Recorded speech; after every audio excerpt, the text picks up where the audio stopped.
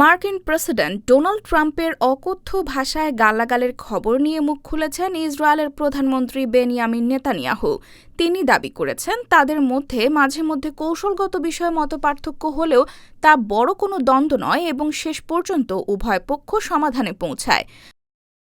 বুধবার ৩ জুন সিএনবিসিকে দেওয়া এক সাক্ষাৎকারে নেতানিয়াহু বলেন, ঘনিষ্ঠ মিত্রদের মধ্যেও মতবিরোধ হতে পারে, তবে যুক্তরাষ্ট্র ও ইসরায়েলের সম্পর্ক আগের মতোই দৃঢ় রয়েছে। এর আগে বিভিন্ন গণমাধ্যমে প্রকাশিত প্রতিবেদনে দাবি করা হয়, লেবাননে ইসরায়েলের সামরিক অভিযান নিয়ে এক ফোনালাপে ট্রাম্প নেতানিয়াহুর প্রতি কঠোর ও অশালীন ভাষা ব্যবহার করেছিলেন। প্রতিবেদনে বলা হয়, ট্রাম্প তাকে বদ্ধ উন্মাদ বলে মন্তব্য করেন এবং তার কর্মকাণ্ডের সমালোচনা করেন। তবে এসব খবরকে বড় করে দেখছেন না নেতানিয়াহু।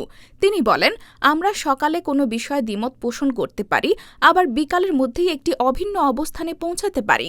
তার মতে, সেরা পরিবারগুলোর মধ্যেও কখনো কখনো কৌশলগত মতবিরোধ দেখা দেয়। সাক্ষাৎকারে নেতানিয়াহু আরও বলেন, ইরানের পারমাণবিক কর্মসূচি ঠেকানোর বিষয়ে তিনি ও ট্রাম্প একই অবস্থানে রয়েছেন। তিনি ট্রাম্পকে ইসরায়েলের সবচেয়ে বড় বন্ধু হিসেবে উল্লেখ করেন এবং জানান, দুই নেতার মধ্যে নিয়মিত যোগাযোগ হয়। এদিকে মধ্যপ্রাচ্যে উত্তেজনা অব্যাহত রয়েছে।